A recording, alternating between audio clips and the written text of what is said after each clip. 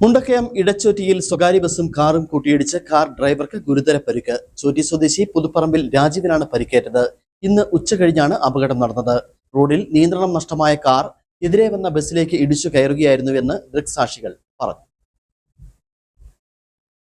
മുണ്ടക്കയത്ത് നിന്ന് കോട്ടയത്തേക്ക് പോകുകയായിരുന്ന സ്വകാര്യ ബസും കാഞ്ഞിരപ്പള്ളി ഭാഗത്തുനിന്ന് ചോറ്റിലേക്ക് വരികയായിരുന്ന കാറും തമ്മിലാണ് കൂട്ടിയിടിച്ചത്. ഇന്ന് ഉച്ച കഴിഞ്ഞ് 1:30 അപകടമുണ്ടായത്. മുണ്ടക്കയം ചോറ്റി സ്വദേശി രാജുവിനാണ് പരിക്കേറ്റത്. ഇദ്ദേഹത്തിന്റെ പരിക്ക് ഗുരുതരമാണ്. രാജുവിനെ കാഞ്ഞിരപ്പള്ളിയിലെ സ്വകാര്യ ആശുപത്രിയിൽ പ്രവേശിപ്പിച്ചു. തലയ്ക്കാണ് പരിക്കേറ്റത്. റോഡിൽ നിയന്ത്രണം നഷ്ടമായ കാർ ബസ്സിലേക്ക് ഇടിച്ചു കയറുകയായിരുന്നുവെന്ന് ദൃക്സാക്ഷികൾ പറയുന്നു. സംഭവ സമയം ഓടിക്കൂടിയ നാട്ടുകാർ കാർ വെട്ടിപ്പൊളിച്ചാണ് രാജുവിനെ പുറത്തെടുത്തത്. അപകടത്തിൽ കാർ പൂർണ്ണമായും തകർന്നു. News bureau, Peermade.